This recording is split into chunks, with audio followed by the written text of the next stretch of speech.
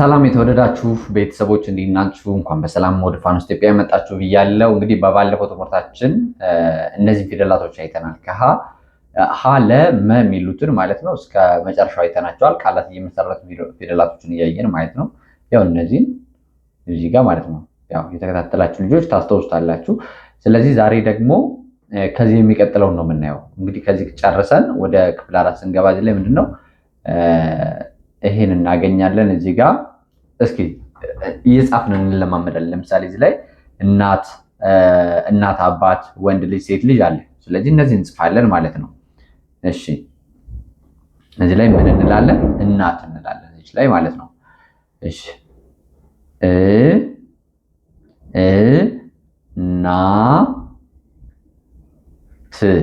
እናት እንላለን። እሺ እዚህ ላይ ምን እንላለን? አባት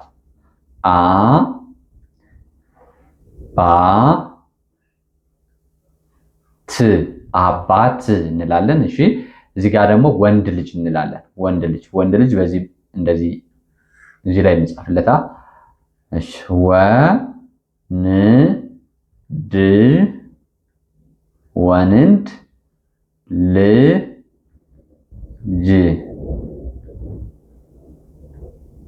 ወንድ ልጅ እንላለን። እዚህ ጋር ደግሞ ሴት ልጅ እንላለን።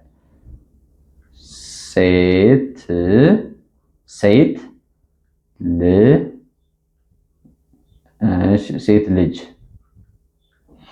ልጅ እንላለን። እዚህ ላይ የቤተሰብ ስሞችን በመጻፍ ተለማመድን ማለት ነው። ኦኬ ኔክስት ደግሞ እንደዚህን የቤት እቃዎችን እንጽፋለን። ለምሳሌ ይሄ ምንድነው?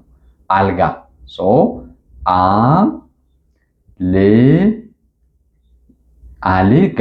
አልጋ እንላለን። ይሄ ደግሞ ወንበር እንላለን።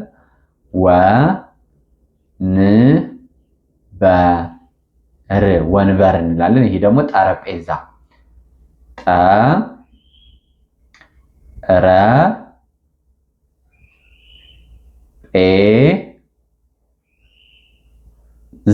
ጠረጴዛ እንላለን ማለት ነው። እነዚህ ሁሉ ምን መሰላችሁ?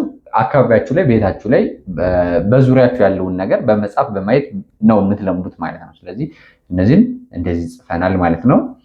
ቀጣይ እዚህ ላይ እሺ ክፍለ ጊዜ 18 ትምህርት 5 ጽህፈት ነው ያው ስቲል እሺ ይሄኛው ያው በአካል ሲሆን የምትለማመዱት ቢሆን ነው። ኦኬ እሺ እዚህ ላይ ደግሞ ምን እናደርጋለን? እዚህ ላይ ዘመናዊ ቤት ባህላዊ ቤት አለ አይደለ? ይሄ ባህላዊ ቤት አለ። እሺ ይሄ ደግሞ ዘመናዊ ቤት አለ እዚህ ጋር ማለት ነው። ስለዚህ ይሄ መጽሐፍ ነው። ስለነዚህ ሐሳብ አስተያየት መጽሐፍ ማለት ነው። ስለዚህ እዚህ ላይ አንዳንድ ነገሮችን መጻፍ እንችላለን። ለምሳሌ ባህላዊ ቤት የምንለው ከሳር እና ከጭቃ ከእንጨት የሚሰራ ነው ብለን እንጻፍ።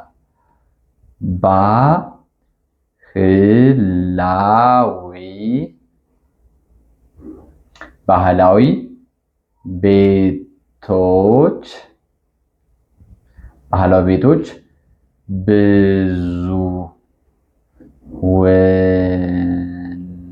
ብዙውን ጊዜ ባህላዊ ቤቶች ብዙውን ጊዜ ከሳር ነጠላ ሰረዝ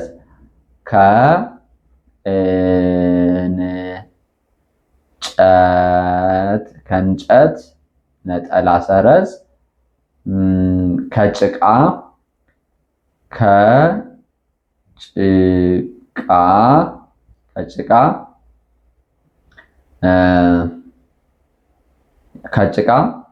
እና ከድንጋይ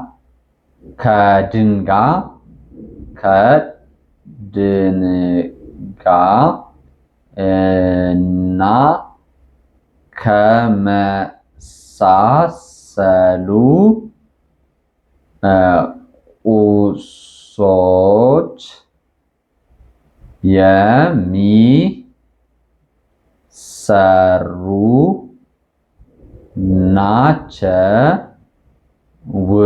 የሚሰሩ ናቸው እንላለን። ከዛ በአንጻሩ ደግሞ የዘመናዊ ቤቶች ደግሞ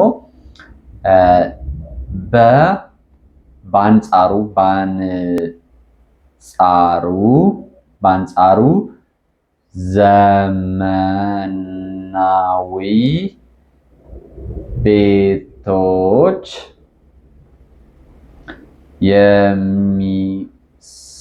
የሚሰሩት አብዛኛውን ጊዜ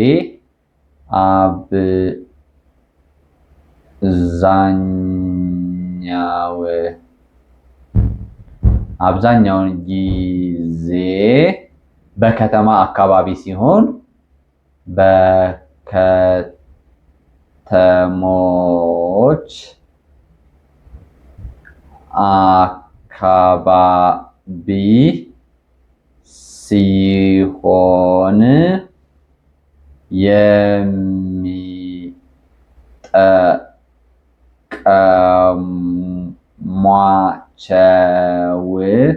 የሚጠቀሟቸው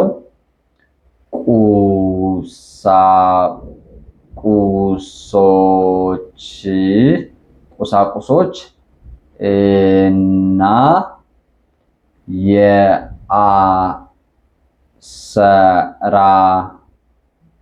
የአሰራር ሂደቶቻቸው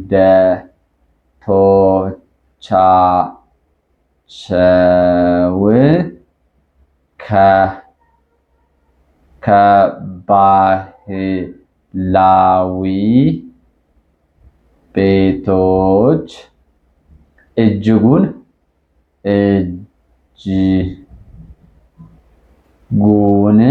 የተለዩ ናቸው።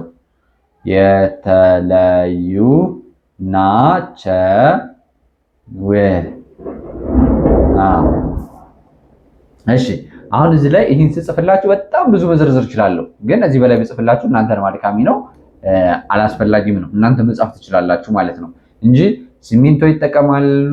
በዘርፉ የተመረቁ የኢንጂነሪንግ ምርቆች ናቸው የሚሰሯቸው።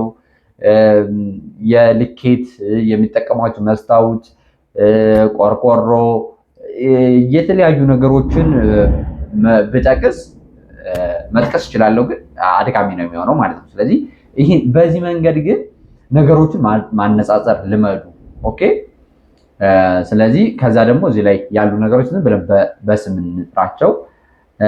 እሺ ያው ላላውቃቸው እችላለሁ ነገራችን ላይ ያሉ ነገሮችን ሁሉ ግን ለምሳሌ ይሄ ቢቀርብኝ ነው የሚሻለኝ። በጣም ብዙ እቃዎች አሉ። ኤኒዌይ እዚህ ላይ ያሉትን እናንተ ትጽፋላችሁ።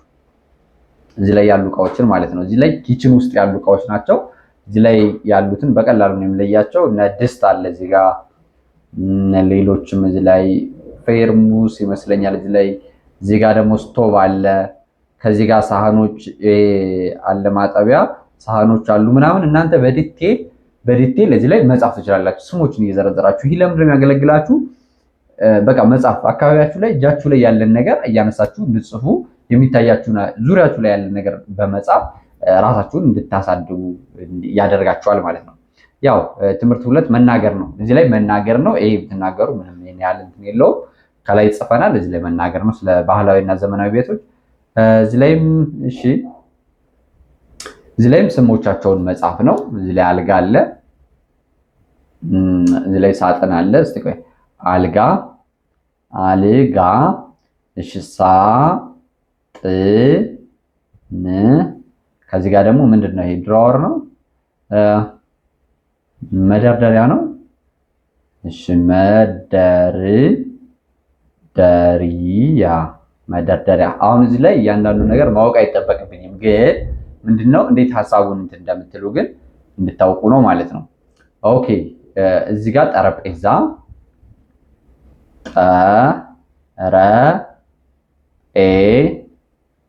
ጠረጴዛ ትላላችሁ። እዚህ ላይ ድስት፣ ሸክላ ድስት፣ ሸክላ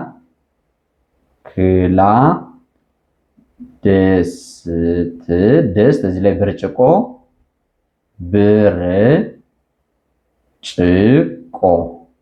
ብርጭቆ ታረጋላችሁ። እዚህ ላይ ሳህን ትላላችሁ። እሺ ይህን ካላችሁ በኋላ ወደዚህ ስንመጣ ማንበብ ነው የሚሆነው። እዚህ ላይ ማንበብ። ኦኬ። ይሄኛው በቀጣይ ክላስ ነው የምናየው። ለምን መሰላችሁ?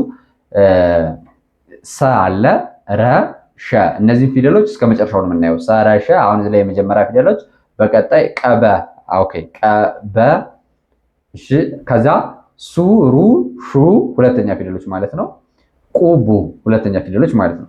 ከዛ ሲሪ ሺ ሶስተኛ ፊደሎች፣ ቂቢ አራተኛ ፊደሎች፣ ሳ ራ ሻ አራተኛ ፊደሎች ማለት ነው።